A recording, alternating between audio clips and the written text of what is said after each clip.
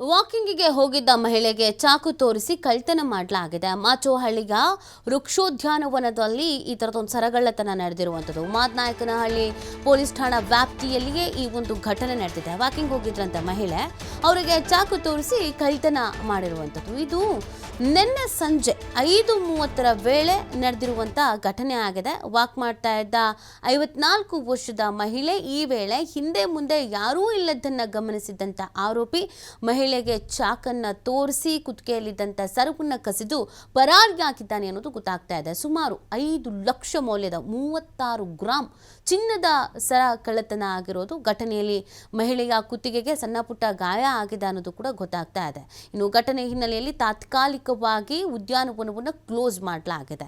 ಒಬ್ಬರೇ ಇದ್ರಂತೆ, ಹಿಂದೆ ಮುಂದೆ ಯಾರು ಇರಲಿಲ್ವಂತೆ, ಅದನ್ನ ನೋಡ್ಕೊಂಡಿದ್ದಾನೆ, ಯಾರು ಬರೋ ಥರ ಕಾಣಿಸ್ತಾ ಇಲ್ಲ, ಯಾರು ಇಲ್ಲ ಅಂತ ಹೇಳಿ ಅಟ್ಯಾಕನ್ನು ಮಾಡಲಾಗಿದೆ ಅನ್ನೋದು ಗೊತ್ತಾಗ್ತಾಗಿದೆ.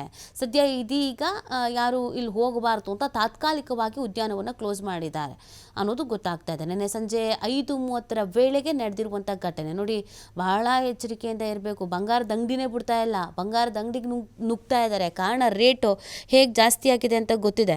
ಸೊ ಹೀಗಿರ್ಬೇಕಾದ್ರೆ ನಾವು 30 ಗ್ರಾಮು 35 ಗ್ರಾಮನ್ನ ಹಾಕೊಂಡು ಎಲ್ಲ ಕಡೆ ಓಡಾಡ್ಕೊಂಡಿರ್ತೀವಿ ಅಂತಂದರೆ ಹೆಂಗೆ ಅಟ್ಯಾಕ್ ಮಾಡ್ತಾರೆ ಅನ್ನೋದನ್ನ ನೆನಪಿನಲ್ಲಿ ಇಟ್ಕೊಳ್ಬೇಕಾಗತ್ತೆ. ಒಬ್ಬೊಬ್ಬರೇ ಇದ್ದೀವಿ, ಒಬ್ಬೊಬ್ಬರೇ ಓಡಾಡ್ತಾ ಇದ್ದೀವಿ, ಯಾರು ಇಲ್ದಿರೋ ಪ್ರದೇಶ ಅಂತಂದಾಗ ಸ್ವಲ್ಪ ಮಟ್ಟಿಗೆ ಎಚ್ಚರಿಕೆಯನ್ನು ವಹಿಸಬೇಕಾಗತ್ತೆ.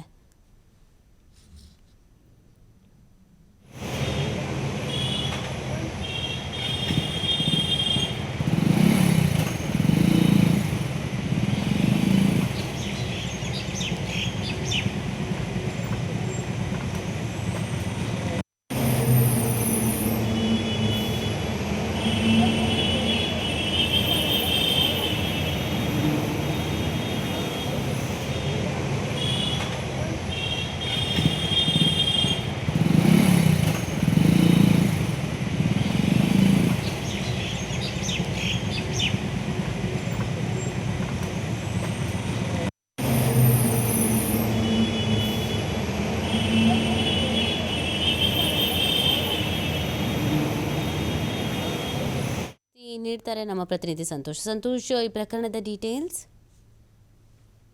ಬೆಂಗಳೂರಿನಲ್ಲಿ ಮತ್ತೆ ಸರಗಳ್ಳರ ಹಾವಳಿ ಮುಂದುವರೆದಿರುವಂತದ್ದು. ಮಾದನಾಯಕನಹಳ್ಳಿ ಪೊಲೀಸ್ ಠಾಣಾ ವ್ಯಾಪ್ತಿಗೆ ಬರುವಂತ ಮಾಚೋಹಳ್ಳಿ ಏನ್ ಬರುತ್ತೆ, ಮಾಚೋಹಳ್ಳಿ ಬರೆಯುವಂತ ಒಂದು ಪಾರ್ಕ್, ಅರಣ್ಯ ಇಲಾಖೆಯ ಸುಪರ್ದಿರುವಂತ ವೃಕ್ಷೋದ್ಯಾನ ಅನ್ನೋ ಒಂದು ಪಾರ್ಕ್ ಇದೆ. ಈ ಪಾರ್ಕ್ ಬಳಿ ಬೆಳಗ್ಗಿನ ಮಹಿಳೆ ವಾಕ್ ಮಾಡ್ತಾ ಇರ್ತಾರೆ. ವೃದ್ಧ ಮಹಿಳೆ, ಸುಮಾರು 54 ವರ್ಷದ ಮಹಿಳೆ ವಾಕ್ ಮಾಡ್ತಾ ಇರುವಂತ ಸಂದರ್ಭದಲ್ಲಿ ಬೈಕ್ನಲ್ಲಿ ಬಂದಂತ ದುಷ್ಕರ್ಮಿಗಳು ಏನು ಮಹಿಳೆಯ ಕುತ್ತಿಗೆಯಲ್ಲಿ ಏನು ಸರ ಇತ್ತು ಅದನ್ನ ಚಾಕುವನ್ನು ತೋರಿಸಿ ಆ ಸರವನ್ನ ಕಿತ್ಕೊಂಡು ಅಲ್ಲಿಂದ ಪರಾರಿ ಆಗಿರುವಂತದ್ದು. ಏನು ಈಕೆ ಆರಂಭದಲ್ಲಿ ಚೈನನ್ನು ಕೊಡ್ಲಿಕ್ಕೆ ವಿರೋಧವನ್ನು ವ್ಯಕ್ತಪಡಿಸಿದಾಗ ಕುತ್ತಿಗೆ ಬಳಿ ಚಾಕನ್ನಿಟ್ಟಾಗ ಕುತ್ತಿಗೆ ಸ್ವಲ್ಪ ಚಿಕ್ಕ ಪುಟ್ಟ ಗಾಯಗಳು ಕೂಡ ಆಗಿರುವಂತದ್ದು.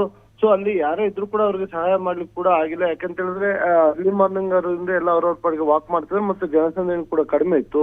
ಇದನ್ನ ಗಮನಿಸಿದಂತ ಸರಗಳ್ಳರು ಬಂದು ಅದು ನಗರದ ಹೊರವಲಯ ಈಸಿಯಾಗಿ ಚೈನ್ ಸ್ನಾಚ್ ಮಾಡ್ಕೊಂಡು ಹೋಗ್ಬೋದು ಅನ್ನೋ ಕಾರಣಕ್ಕೆ ಆಕೆಗೆ ಚಾಕುವನ್ನ ಇಟ್ಟು ಬೆದರಿಸಿ ಅಲ್ಲಿಂದ ಚಿನ್ನದ ಸರವನ್ನ ಕಿತ್ಕೊಂಡು ಪರಾರಿ ಆಗಿರುವಂತದ್ದು. ಇದಾದ ಬಳಿಕ ಮಾದನಾಯಕನಹಳ್ಳಿ ಪೊಲೀಸ್ ಠಾಣೆಗೆ ದೂರನ್ನ ಕೊಟ್ಟಿದ್ರೆ ಸದ್ಯ ಪ್ರಕರಣ ದಾಖಲು ಮಾಡ್ಕೊಂಡಿರುವಂತ ಪೊಲೀಸರು ಆರೋಪಿಗಳ ಪತ್ತೆಗೆ ಮುಂದಾಗ್ತಾ ಇರುವಂತದ್ದು. ಅಂದ್ರೆ ಎಲ್ಲಾದ್ರೂ ಸಿಸಿ ಕ್ಯಾಮೆರಾ ಫುಟೇಜ್ ಗಳು ಇರ್ಬೋದು, ಇಲ್ಲ ಅವ್ರನ್ನ ಪತ್ತೆ ಮಾಡ್ತೀರಾ, ಹಿಂದೆ ಇರುವಂತ ಸರಗಳ್ಳರ ಫೋಟೋಸ್ ಗಳೇನಿದೆ ಅವೆಲ್ಲವನ್ನು ಕೂಡ ತೋರಿಸಿ ಅವ್ರನ್ನ ಪತ್ತೆ ಮಾಡುವಂತ ಕೆಲಸವನ್ನ ಮುಂದಾಗಿರುವಂತದ್ದು. ಆದ್ರೆ ಚಿನ್ನಕ್ಕೆ ದಿನೇ ದಿನೇ ಬೆಲೆ ಏರಿಕೆಯನ್ನಾಗ್ತೈತಿ. ಹೀಗಾಗಿ ಈ ಕಾರಣದಿಂದ ಚಿನ್ನವನ್ನ ಟಾರ್ಗೆಟ್ ಮಾಡಿ ಸರವನ್ನ ಕಿತ್ಕೊಂಡು ಹೋಗಿರುವಂತ ಸಾಧ್ಯತೆಗಳಿದೆ. ಪೊಲೀಸರ ಆರೋಪಿಗಳನ್ನ ಬಂಧಿಸ್ಲಿಕ್ಕೆ ಮುಂದಾಗಿರುವಂತದ್ದು ನೀತಿ. ಓಕೆ, ಥ್ಯಾಂಕ್ ಯು ಸಂತೋಷ್, ತಮ್ಮ ಡೀಟೇಲ್ಸ್ಗಾಗಿ.